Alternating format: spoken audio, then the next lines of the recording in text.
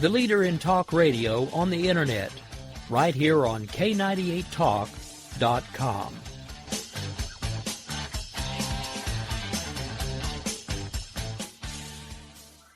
Is debt beating you down? You need discipline. You need the Debt Ninja. If you've been caught in a financial trap and need to be set free, then you need the Debt Ninja. Want to stop those harassing collection calls, start saving thousands in interest and fees, and get out of debt fast? Then you need to call the Debt Ninja. The Debt Ninja will find the best companies across the country that will help you consolidate all your bills into one easy payment, reduce your payments by 30 to 50%, and get you out of debt fast.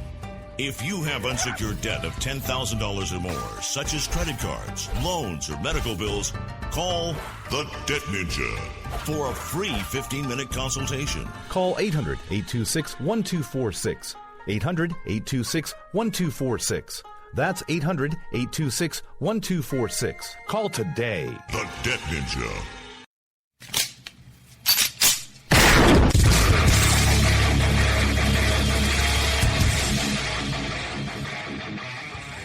This is Slickery Trigger for Rebel Road Tactical. With proper care and feeding, your pistol will be ready when you need it. There to save your life. Shouldn't your gear be that good? Whether you need a holster for comfortable everyday carry or a tough-as-nails holster for your next training course, Rebel Road Tactical has what you need. Check us out on the web at rebelroadtactical.com.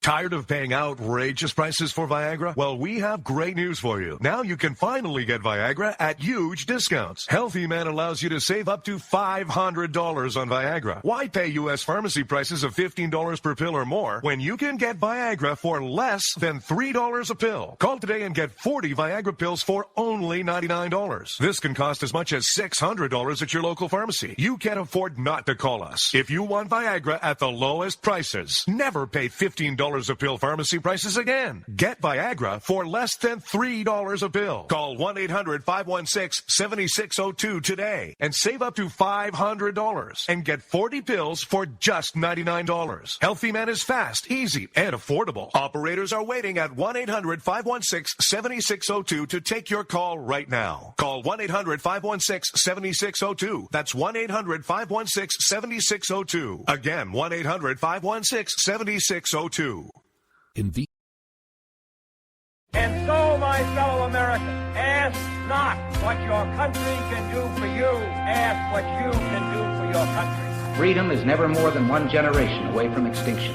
We didn't pass it on to our children in the bloodstream. The only way they can inherit the freedom we have known is if we fight for it, protect it, defend it, and then hand it to them with the well-taught lessons of how they in their lifetime must do the same. I'm not ready to end the fight. I'm not ready to back down. 'Cause I've been through hell and I don't have time to go round and round and round. It's too late to turn back now. You know I wouldn't if I could. 'Cause I'm proud as hell. I can't bring myself to do what it is you think I should. All right, ladies and gentlemen, welcome to the Jen and Rick Show. That's right, it's Tuesday, July 5th, just a few minutes past the hour of 10 Eastern. I do have my usual co-host on me with Miss Jen. We are also going international. We have Dr. Judy Moore with us, who has a PhD in astronomy, who will be spending the first part of the show with us talking about Juno 5. But before we bring her on the line, just want to take just a second to let Miss Jen say hello so I'm not monopolizing the whole opening of the show. Because I do that a lot. Like I really care. Hi, everybody. Well, you know, I mean, great holiday weekend. Me too. Blew up lots of stuff, ate lots of food, had lots of beer. It was pretty fun. Yeah, pretty much the same here. All right, so for those of you who may not have been paying attention, NASA has just done a pretty amazing thing. We have the Juno 5 probe, I believe, which, if memory serves, was it Jupiter or Saturn? I don't have the article in front of me right now. Hang on. It's Jupiter, Rick. Jupiter, there we go. The article wouldn't pull up for me all of a sudden. I think I'm overloading my computer with all of these connections that are going on right now. So, all right, so we have NASA's Juno spacecraft reaching Jupiter after 5-year journey. So I guess it was Juno and then a 5-year journey, not Juno 5. But anyway, at this point, we do have Dr. Judy Moore with us. We're going to let her actually give us a lot of useful information about that because, of course, obviously, astronomy must be one of the things she loves. She's got a doctorate in it. Wish I had a doctorate in something, anything besides craziness. I do have that. All right, so Miss Judy, how are you? We haven't really had much of a chance to talk on the radio before, but we have gotten to know each other a little bit over the last few months. So why don't we start out before you dive straight in and talk about Juno? Why don't you let folks know a little bit about yourselves? Because for those of you who may not know, she is actually one of our sponsors. She actually runs Black Wolf Editorial, and she is kind enough to look over my scribblings before I send them off to my various editors. So thank you, because I know at times I make you crazy. Yeah. That's okay. That's fine. No, Noted for those she who didn't don't deny. know, I'm actually in New Zealand, so I'm on the other side of the world, and at the moment it's 2 o'clock in the afternoon for me. Nice, beautiful, sunshiny weather, but it's winter. It's freezing. It's cold. I'd like to have your summer, please. Send it my way. You'll get it soon enough. I want it now. No, I want it now. Give it to me. Yes, I have a PhD in astrophysics. I specialized in astronomy instrumentation. In fact, I was measuring what the stellar light was happening over Mount John Observatory, which is down in Tekapo, New Zealand. One of the clearest skies. It's beautiful down there. And it's one of the few observatories that you have where students can actually play on the telescope, which is so much fun. Most telescopes, if you're studying astronomy, you actually only get time, and it's the technicians that take the data for you, so it's nice to be able to get your hands on. I'm not sure what else you would actually like to know about me, except for the fact that right now I actually do run Black Wolf Editorial Services. I'm a freelance editor, and it's because I like fiction. It's so much fun, just let the imagination roam. Yeah, I tried writing fiction. I get too caught up in the minutia with fiction.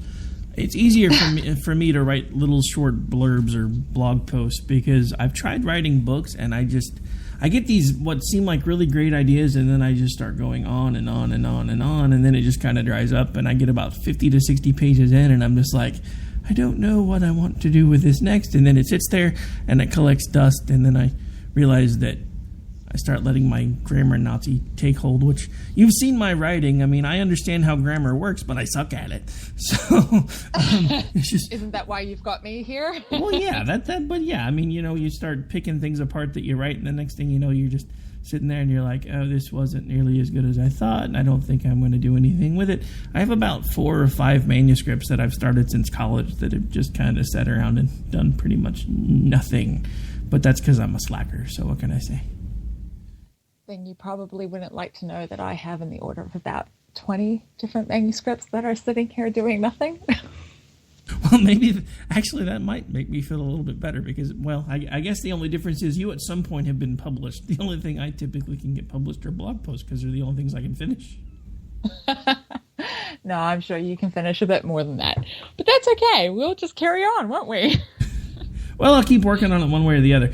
All right, so let's put that PhD to use. I know that you had some, Jess had reached out to me and said that you had wanted to talk about the whole Juno and Saturn thing. So why don't we just go ahead and start moving into any interesting things that you have about that? Because I don't know about my co-host, but I'm about politicked out, even though we have to do the last part of the show with that. So, well, as you know, yesterday, Juno had finally reached Jupiter after a 5-year journey, and in fact it will be 5 years next month.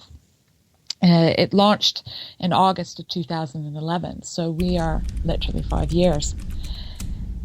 One of the things that's really interesting about Jupiter is it is a gas giant, and from what we understand and what we know about Jupiter is that it would have formed at about the same time our solar system formed, right at the beginning, before Earth. But we don't actually know what the proper composition is, what is actually going on in Jupiter, and there's a variety of different things that we are interested in, because if we have a better understanding about how Jupiter formed, we'll have a better understanding about how our own planet formed. And we could potentially find other planets that are similar to Earth, which that in itself would be really handy because our resources are pretty limited. Whether we can get there or not is a different story. So it arrived at Jupiter yesterday, and they started their insertion process. I think it was 8 o'clock at Pacific time, I believe it was. That sounds about right.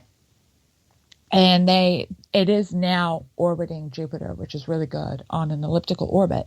But we won't know for another couple of days yet whether it arrived at Jupiter fully operational.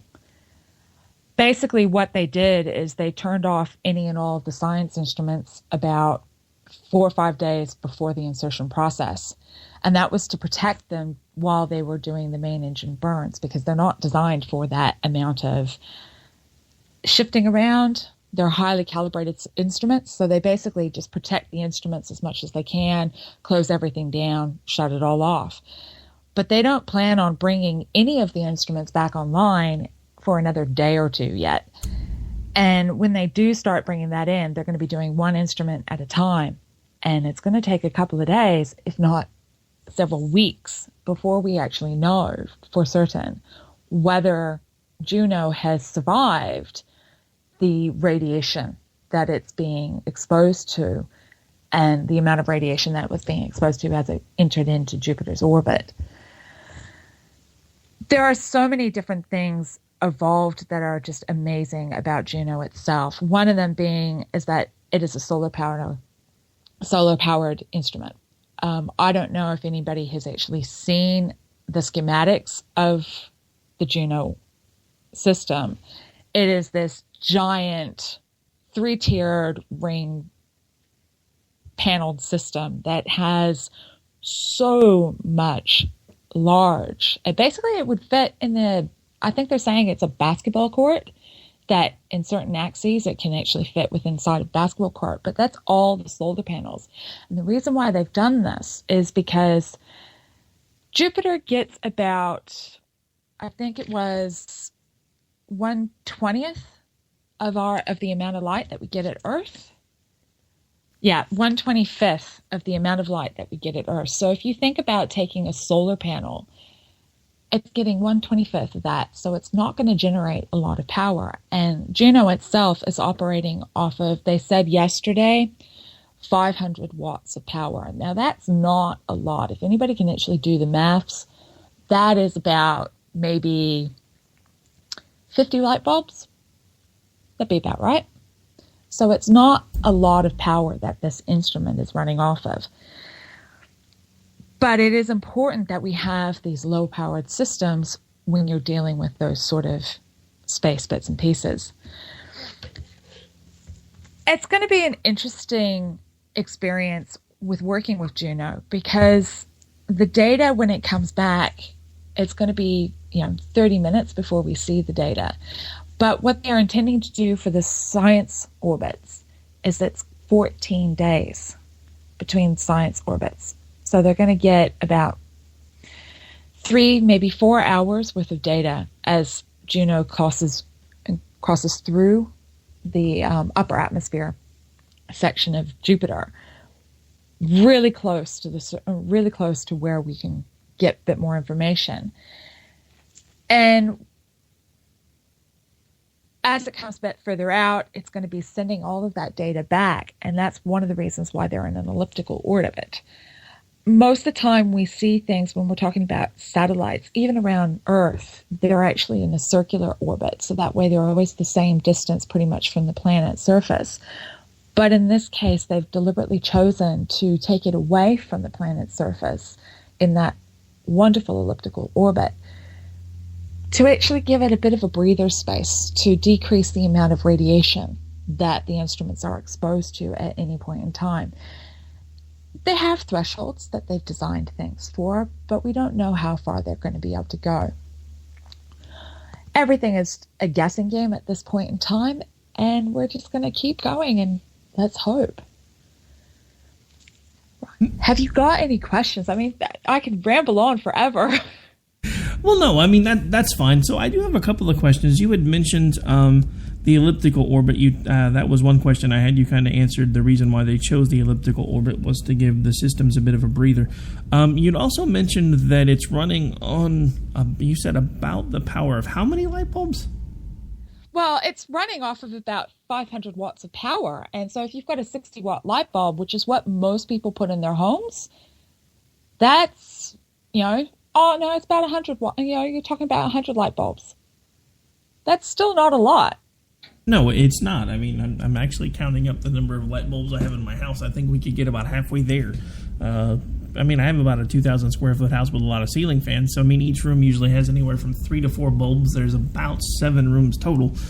We're pretty close to about a third of the way there just in my own home. So just the fact that something that amazing could be powered by such a little amount of power actually is kind of astonishing to me. I had no idea that they were running on such limited resources. It would make sense that they would make it be able to do that. I just hadn't realized how far it had actually come. Now, as far as the systems itself, as someone who's kind of done a little bit of, I think you'd mentioned that you'd done some of the systemic work. What are the odds of at least some of the systems failing as they bring them back on? Do you have any idea? There is an odd, and there is reasonable odds sitting there, and that's the thing that's scary about all of this process. There will be redundancy that they would have built into the system, because if you're sending anything out that far and you're spending that much money on something, you're always going to build in a certain amount of redundancy. But until we bring all of those systems online, we won't know for certain. They would have, at the time of construction, they would have built these instruments to sustain a certain amount of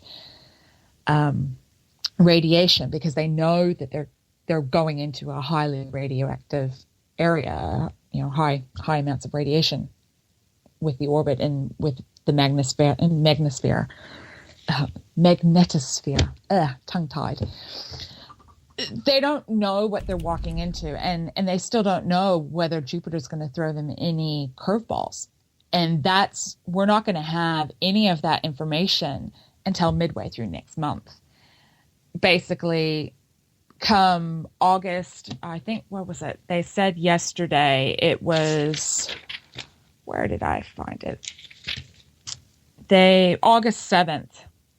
So come August 7th, 53 days from insertion, they're talking about doing another pass of Jupiter, at which point that will be the first time that the science instruments will be on. And we'll have a quick glimpse as to whether Jupiter is going to throw us any curveballs, whether these instruments are going to do what they need to do, and whether they need to tweak them, calibrate them, or any additional information. It's all a guessing game at this time. And here's hoping that we've got it right. All right, so we're on with Dr. Judy Moore. We're discussing the Juno probe and its trip to Saturn. Now, just in case we have some folks that have tuned in within the last few minutes, why don't we backtrack for a second and just kind of go over again what it is they're hoping the probe is going to teach the folks that designed it about Saturn, or what its overall purpose is. It's not Saturn, it's Jupiter. I keep saying Saturn, huh? You do keep saying Saturn, but that's okay. That's all right. This is why you have the doctorate and I'm just the schlub doing the radio show. Just saying. Basically, if we look at what we already know about Jupiter, it is a gas giant that's made up highly of ammonia and a variety of other gases. And we believe that it was the leftovers from when the star was formed, when our sun was formed.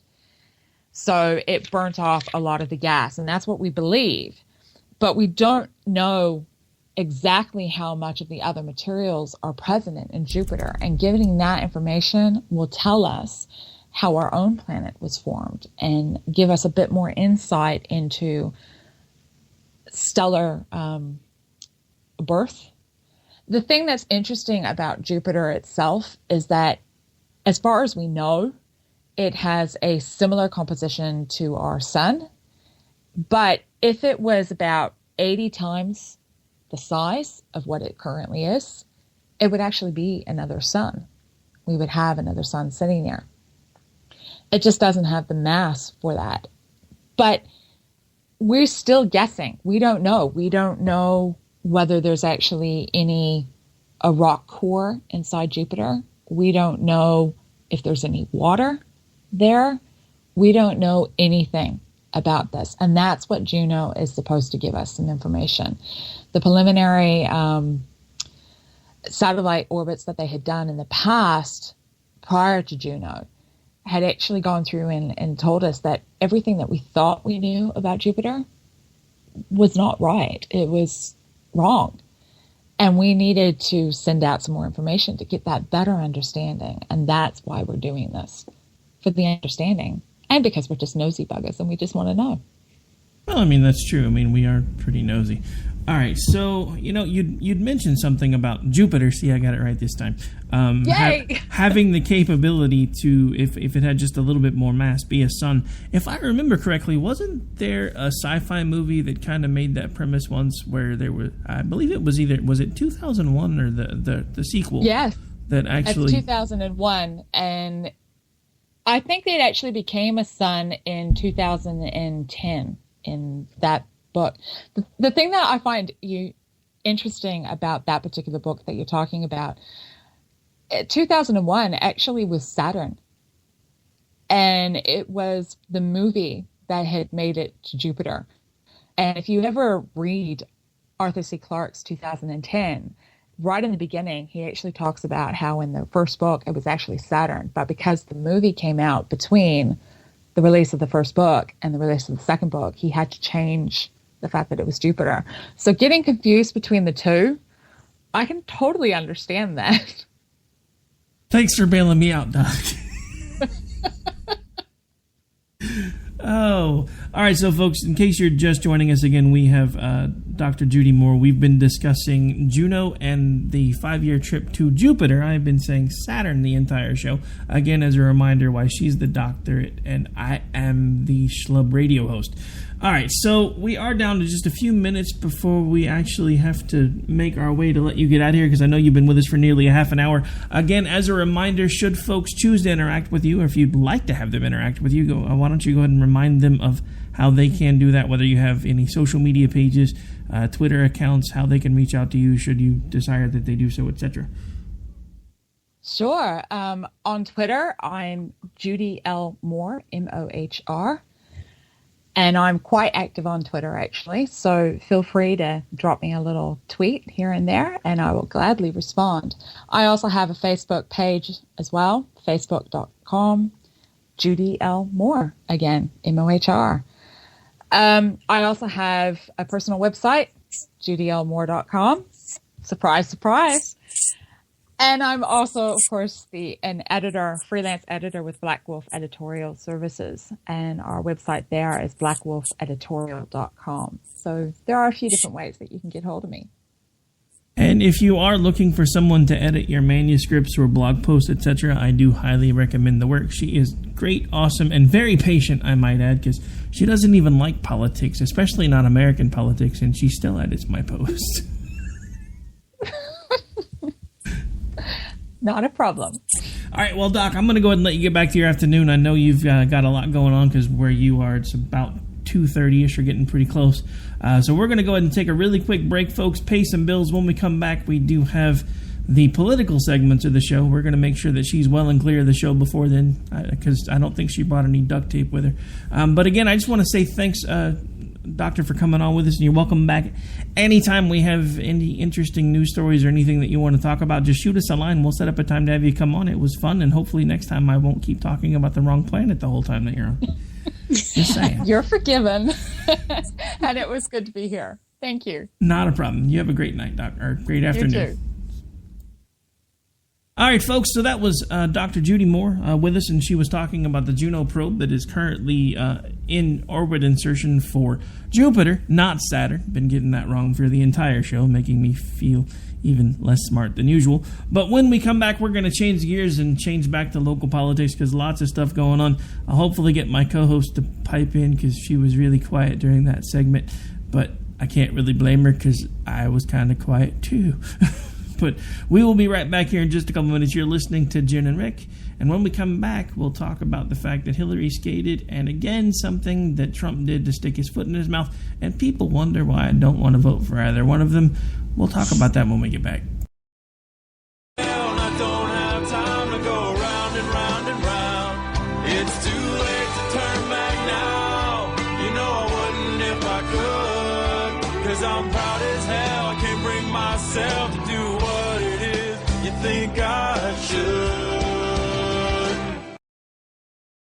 These uncertain economic times, you've got to do whatever you can to save money. One of our biggest expenses can be our cars, especially when unexpected repair bills hit. Not anymore. If you own a vehicle with less than 130,000 miles, is less than 12 years old, has a warranty about to expire, or even no warranty at all, you could stop paying for car repairs. Roadside assistance, towing, and rental coverage are all included. Don't wait for the next repair. Make one free call right now to see if you qualify. If your vehicle is less than 12 years old, has less than 130,000 miles, even if it's out of warranty, paying for car repairs can become a thing of the past. Call us right now and get your car protected before your next repair bill hits. Get protection and no more repair bills. Call 800-696-1030. Again, 800-696-1030. That's 800-696-1030. 800-696-1030.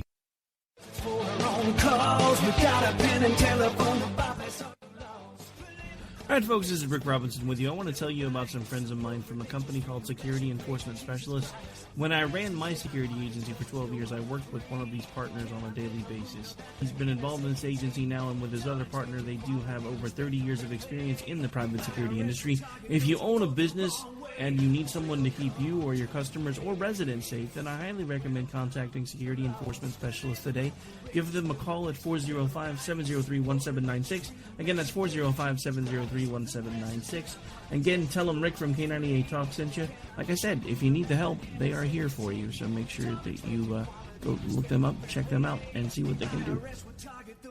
Wrong way. Welcome to the place. Individuals and businesses with tax problems, listen carefully. Do you feel like you're losing control over your finances? If you owe over $10,000 in back taxes or have unfiled tax returns, we can help you take back control. The IRS is the largest and most aggressive collection agency in the world, and they can seize your bank account, garnish your paycheck, close your business, and file criminal charges. Take control of your tax problems now by calling the experts at Tax Mediation Services and take advantage of the Fresh Start program and new laws that may allow us to negotiate a settlement for the lowest amount possible. Our team of tax attorneys and enrolled agents can stop collections and get you protected so you can take control of your financial future. Tax Mediation Services is accredited by the Better Business Bureau. Call now for a free case review and a price protection guaranteed quote. Call Tax Mediation Services now at 800-610-9050. That's 800-610-9050. 800-610-9050. The Internet will never be the same. You're listening to K98Talk.com. Wow. Good God, y'all. What is it good for? Absolutely. Let's get started. To turn back now. You know I wouldn't if I could. 'Cause I'm proud as hell. I can't bring myself to do what it is you think I should. All right, folks, we are back. We are live. This is the Jen and Rick Show. It's Tuesday, July the 5th. Unless, of course, you're listening on AMFM247.com or Bed Nation Rising Radio Justice Channel or ICRN. In that instance, it'll be Wednesday sometime. And, of course, that will be the same for SHR Media and anywhere else that we're carried on Wednesdays. But at this point, we're going to change gears. We've had a PhD in astrophysics and astronomy, I believe, with us actually for the first part of the show, talking about the Juno probe. We're going to bring things back home and start talking about other probes, as in the probe into Hillary's email that basically just fell flat on its face today. And just because I'm going to try not to scream and curse as much as possible, I'm going to let you take lead on this one, I think. Okay, well, I don't know how much better of a job I'll do at not cursing and screaming, because it's just so outrageous. I think the precedent set here is so very dangerous, because if anybody actually listened to Comey in full, he sat there and spent almost 15 minutes laying out all the ways in which she was negligent and wrong and essentially guilty, and then turned around and spent a few minutes explaining, or not really explaining, just saying that they were not going to pursue charges. So it was really kind of head scratching, because he went on and on and on about all the ways, in which she had mishandled this information. And I think something that is really key to point out here. So he did say that they did not find any clear evidence that she intended to violate laws. And as far as laws go, it usually does not matter whether or not you intend to break them. The fact is, you did or you didn't, and that is what you're prosecuted for. So it's kind of maddening that they're looking at intent here as if, she's being coddled. She's being kind of treated as this different class of citizen than I think a regular person would get. Regular people, and even not so regular people, like Brian Nishimura, who was convicted in 2015 for downloading, sensitive information to his electronic devices during his deployment to Afghanistan in 07 and 08. You have, of course, everybody remembers Sandy Berger, the Clinton National Security Advisor, stuffing documents from the National Archives, sensitive terrorism documents down his pants. And he's fined $50,000, 2 years probation, 100 hours of community service. And then most recently, of course, Petraeus. And there are actually a good 10 to 15 others in the last 5 years that have been prosecuted for for much less than what Clinton has done here as Secretary of State. So he said they were extremely careless in handling of very sensitive and highly classified information, which is directly contrary to what she has maintained all along, which means either she doesn't understand and is completely and utterly incompetent, or she is lying. And I will go ahead and say that I think she's a lying liar who lies. So she's a liar. She's lying. She maintained over and over that emails were not classified when they were sent. And, you've got various people telling us now to just let it go, and this Republican witch hunt can finally be over. This was not a Republican witch hunt. This was an FBI criminal investigation into the Secretary of State in matters that could have and may very well have, put our national security in jeopardy. And it's absolutely ludicrous to just pass this off as some silly little thing that some far-right wingers are trying to do to bring down the Clintons, when in fact they have clearly broken the law. And I think that there's a lot more murky water here than we're even knowing yet. And I think they're still looking into the Clinton Foundation and other things involving the Clinton Global Initiative and a few other, things that they're involved in. So this isn't quite the end of the line, but I'm not going to be told by the Washington Post to stop latching on to the discrepancy that, she has said over and over that this was not classified. No, she lied. She flat out lied. And Comey even said as much. So she's not cleared. There's just no criminal charges. She knowingly lied. And unfortunately, she was allowed to self-police. And we've got all sorts of outside influences within this administration putting pressure, I think. And I'm not trying to be too conspiracy theorist here, but I don't think that it's falls too far to guess that there were quite a few political pressures put on this investigation, and it's absolutely disgraceful. And the timing of her being on Air Force One with President Obama today, and the smug looks on their faces as they spoke in North Carolina, just was enough to make me want to throw my TV out the window. It's a good thing I was at work because I probably would have thrown my TV out the window. I don't know. To me, the whole thing stinks. I mean, when you have somebody like Comey who's supposed to be the straight arrow street shooter and supposed to be all about justice and everything else, and all of a sudden it turns into, well, I'm going to outline everything that she's done wrong, tell you exactly how egregious it was, and then tell you that I don't think anybody would prosecute it. To me, that's a load of crap. I mean, I'm just gonna say this right now. I think part of the reason he backed down was I think he was afraid if he didn't, he was going to be disappeared. Well, did you see the thing today? One of the people, oh gosh, who was it? It was one of the guys who's actually jailed right now, who was one of the hackers that got Clinton's emails, that hacked into Clinton's emails supposedly, that he was found dead in his cell today. So, you know, I hate to be like super tinfoil, but people tend to disappear when they wrong the Clintons. You know, Slick is hanging out in the Spreaker chat because I don't think either one of us logged into the station chat today. He actually had a couple of things that he just pointed out in the chat, and he said she violated the Espionage Act, among other things, and that rule of law was replaced with force of law today, which are two very coherent points and completely true. And the thing that I want to backtrack to again, there, in the precedent of what they were looking at, there was no need to establish any type of intent. That would be like you being pulled over for running a stop sign and telling the officer you didn't mean to run the stop sign. You had no intent to do so, but you couldn't help it because you just didn't stop fast enough and you didn't see the need to. Well, right. You don't need intent to have violated the gross negligence statute. And he actually said she was grossly negligent. So she did violate that statute, which can follow with prosecution. And they've just chosen not to. And it's super disappointing. And I just wonder what else is behind the scenes here. And, you know, I think they should release absolutely everything. Well, you know, the interesting thing about that is they keep pointing out how they can't find any precedents for prosecution in this instance. But the simple fact of the matter is it's there if you look.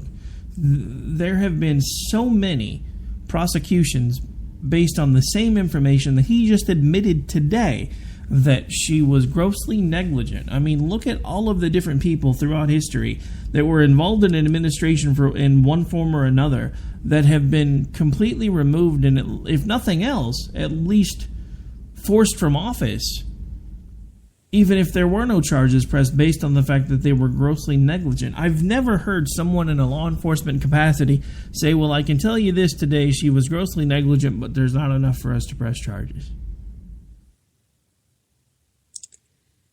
I understand that it's hard, that some of these things can be hard to prosecute criminally. And that's why I think it was very key that there were some things said that kind of led it to believe like that this is the end of the line for the criminal aspect of this. It does not mean that there may not be fines or otherwise, you know, some sort of whatever thing like that, but it doesn't matter. That won't hurt a Clinton at all. But I do find it outrageous that we can sit here and say with straight face, and someone like Obama can say, the FBI has found that she was extremely careless in the handling of very sensitive information and highly classified info. And, well, oops, sorry, her bad. She didn't mean to be, you know, she didn't mean to do that. And she didn't mean to betray our country and, you know, to possibly put us in all kinds of harm's way. And she didn't mean to do it this way. But the fact of the matter is she did mean to do it. She meant to set up that server. She knew she shouldn't, and she did it anyways. She knew the ways in which she could get around it, and she was banking on the fact that this justice system would not prosecute her and that this administration would not move forward. But that's if only and if she was caught. And I don't know that she even really expected to be caught or questioned about it, because I think that they believe they're that untouchable.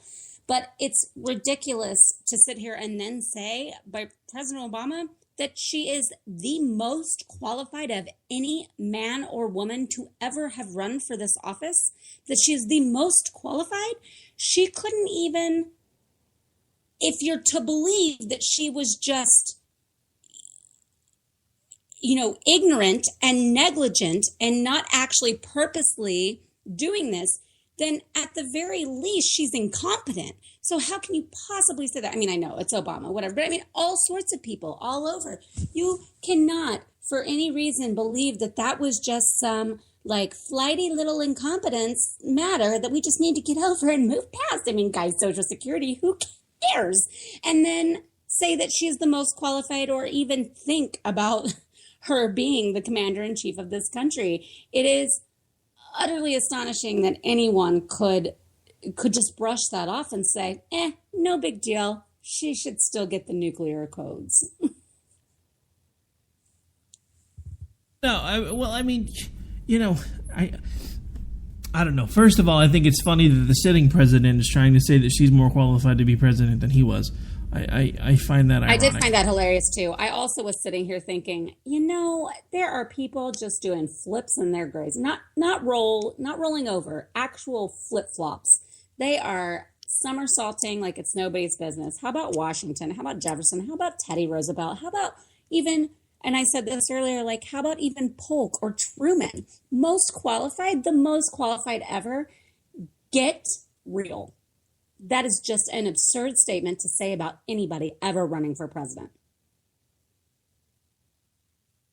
Okay, well, you had mentioned something about the, I think a hacker that you said was missing from his cell. Yeah, and Jess I was going to update that when we were done with our little rant. So Jess just said that it was a hoax. The thing is that I've seen now several articles, and they're not like crazy winger things, that it's not about him being missing. It was about him actually being found dead. And one place that reported it was Red State, but I'm trying to see if they've maybe pulled it now.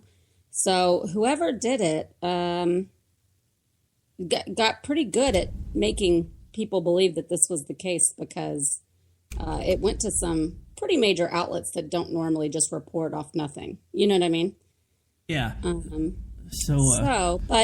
until further notice, the hacker is alive and well, as far as we know, and that was possibly a hoax. So we'll I'm sure find out more about that.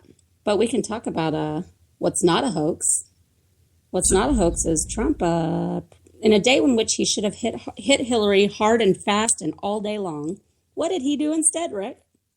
He praised Saddam Hussein. We actually have audio of that. Excuse me, I have to go throw up in my mouth for just a second. I'm going to have to go on mute. You just said he should have hit Hillary hard, fast, and all day long. Okay. All right, so anyway, before we actually move on to that, Slick had a decent point. I thought I'd bring that up again. He said everyone is more qualified to be president than Obama. So I guess he does have a point there. All right, so as Jen said, in a day that Trump should have been going after Hillary because she basically skated on what should be criminal charges, he did this instead. Now, this is actually audio from 2014 where he said the same thing in another speech, but he said basically the same thing word for word today. So it's so out of control. It's so scary. And, you know, all this money's going. And now, if you look at Iraq, and I've never been a fan of what's going on in Iraq. I'm a very conservative person. I'm a very strong military person. I believe in it so strongly. But, you know, whether you like Saddam Hussein or not, he used to kill terrorists. I mean, terrorists did not have fun in that country. Now, that's the Harvard of terrorism. When you want to become a terrorist, you go to Iraq. That's what it's like a catastrophe. And all of that money. But if you look over the last month, Iraq is blowing up around them. It's a disaster. Okay, so the guy who should be going after Hillary at this point, because, I mean, let's face it, at this point, he's pretty much the nominee unless there's some sort of a revolt in Cleveland, and I really don't see that happening. She's basically the nominee unless for some reason they trot out crazy Uncle Joe and say there's just too many things that have gone sideways and we're afraid she's not going to be able to hold on to it. So there could be just as much of a revolt at the Democratic convention from some of the information that I've heard. But so instead of doing that today, he praises a mass murderer because he used to go after terrorists. And actually, one of the things that he said that wasn't actually in the audio from 2014 was that he went after terrorists, he killed them, and he didn't bother to read them their rights first. This is the guy we want to be commander-in-chief? The same guy who during a debate stage while I was in CPAC told the world that as far as he was concerned, if he was commander-in-chief, he would order military personnel to attack the families of terrorists, and they wouldn't not listen to him because he was POTUS. This is the same person that everyone that is on that side of it keeps telling me that because I won't support him, I'm supporting Hillary. And I'm so sick of that argument because these are not binary choices. The only thing that will change anything at this point is if we finally decide to do something different. Let's look at. I mean, let's look at this real quick, though. This is not in any way, shape, or form like the first time. Yes, he did. Let's be clear. He did preface it with Hussein was a bad guy, but. And the thing is that there's no but needed. There is no but needed. Hitler was a bad guy, but no one's gonna no one wants to hear the rest of that statement. Saddam Hussein was a terrible, brutal dictator who had rape rooms for him to just be able to go and have his way with women whenever he wanted. Nothing about that guy. I don't care how good he was at killing terrorists. He was also very good at killing Israelis. So are we going to celebrate that? I mean, it's just absurd. And he goes on about these different, he aligns himself or praises these various dictators from, obviously Kim Jong-un in North Korea, talks about him deserving credit for various things and how he takes out his rivals. You know, he has said before the world would be a better place, and this is just last year, the world would be a better place with both Gaddafi and Hussein still in power. He is either incredibly dumb, an overbearing authoritarian who's going to rip this country to shreds in order to become dictator of it, or he is just the biggest buffoon on the planet that keeps saying these things that he kind of believes in, kind of thinks, but he also thinks make him sound strong or something by aligning himself with these powerful men, but they're brutally violent and powerful men who usually through the course of history get taken down a notch by ways of being assassinated or executed for treason. So this is in the long run of things that Trump says, this is just, again, pretty freaking normal, and people don't want to listen and they want to spin it. Well, he said he was bad before he said the other thing. It doesn't matter. I'm not interested in the but. Not interested in the but. No, I mean, I don't know. I keep going back to all of the crazy things that he's done ever since Cruz dropped out.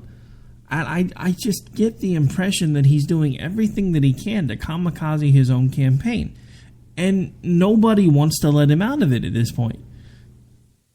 I don't understand how anyone could be as...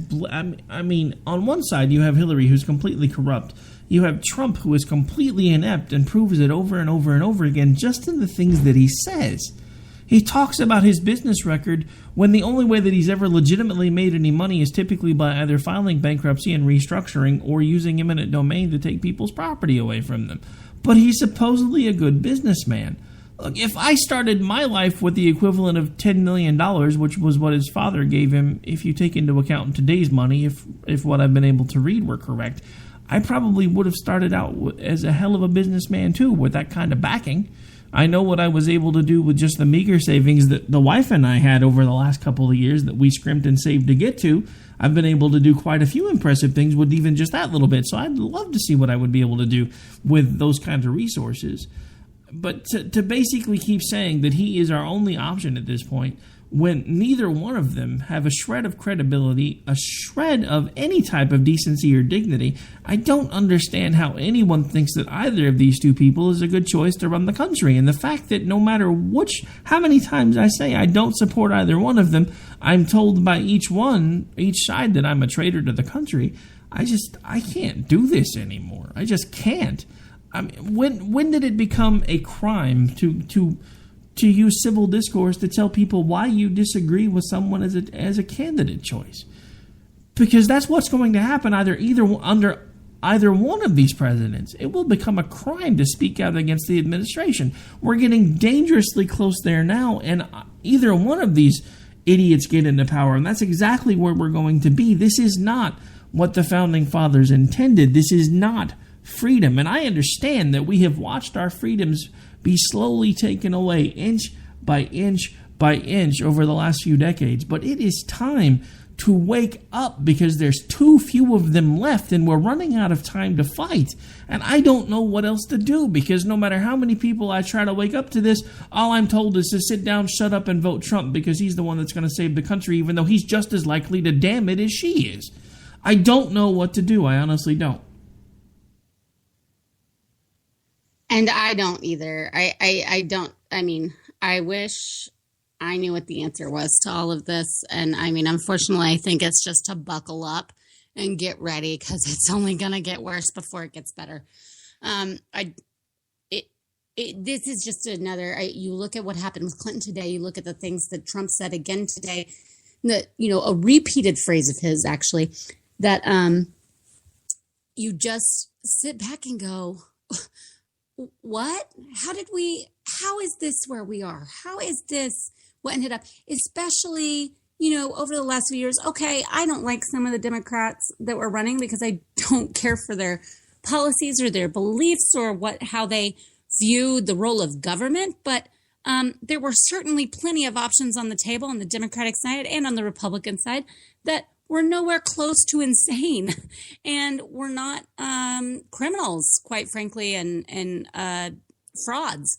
So it's just really hard to watch this, and especially after a day like, the holiday we've celebrated this weekend, and I spent the majority of my time tweeting on the actual July 4th. We had a family celebration over the weekend, and then on July 4th yesterday, I spent the majority of my time tweeting Founding Fathers quotes. I tweeted the Declaration of Independence in full. I tweeted the Bill of Rights in full and the preamble, and just felt so inspired. And just rereading those words, I probably read at least 40 of the Federalist Papers again throughout my time yesterday. And it just makes me sick to my stomach that we go from that to having an election like this, where we're so screwed and so stuck with people that just really there is no choice. There's just not. No, and I really just, I don't know. I'm sorry. I'm just kind of beside myself still. I have been so frustrated all day. I've just been really angry all day, and I knew it was building, and I knew we had a guest, so it's why I wanted to make sure that we had her on first, so I didn't completely scare her off. But at the same time, I'm at a loss, folks. I don't know any other way to say it, because I am attacked on a daily basis because I refuse to bow down to either one of these idiots, and I keep being told by each side that I have to pick one or the other, and that's not true. I'm so tired of hearing that you have to pick either Democrat or Republican, because the simple fact of the matter is that's what we have been doing for the last 20 years, and it has accomplished absolutely nothing. They are both the same. They are flip sides of the same coin. They tell you one thing to get themselves elected, then they do the exact opposite, and all we do is say, well, we gave these guys a turn and they lied to us, so let's vote for the other side and see if they do any better. And we keep doing that over and over and over again. We're deciding our fate with the flip of a coin, and I'm tired of it. It is time that we do something different. And the only thing that I know to do is what I've already been working on doing, and that is becoming more involved in another party.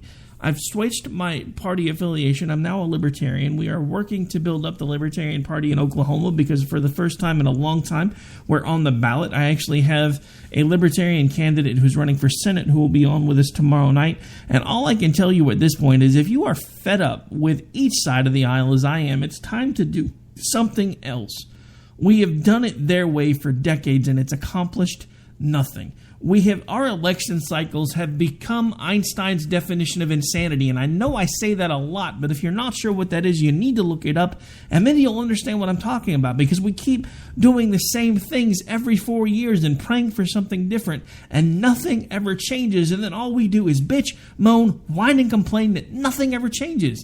And then it's like, well, if we vote for the guy with the guy with the R behind his name this time, it'll be different. No, it won't, because he's no different than the person that's on the other side of the aisle. And this is the first time in recent memory that I can say that and tell you that I believe it with 100% of my being, that he is absolutely no different than she is. I have never felt that way in my life, and it's why I tell you with absolute certainty that I cannot and I will not support Donald Trump. You can call me a traitor all you want, Sarah Palin. As far as I'm concerned, you are the traitor.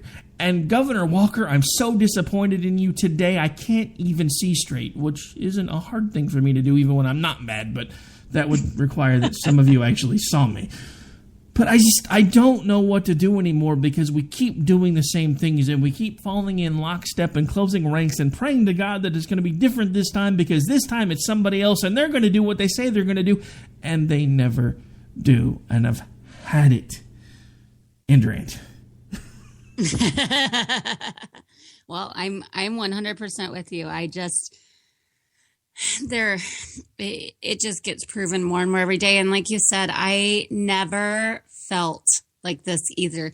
I sometimes felt the lesser of two evils a little bit. I felt like someone wasn't quite up to par with what I wanted in a candidate for this party and someone that I really wanted to like get out there and campaign for and be really involved with. But I never felt like they are so repulsive to my values and sensibilities as a conservative that I can't even imagine pulling the trigger. And that's where we are. I never would have thought there would be one. I mean, I thought McCain was kind of close to one of the worst for me that it would be. Even Romney, I felt better about than McCain. And unfortunately at the time, Palin bulked him up because of her conservative creds, and now she's just a bobblehead boob.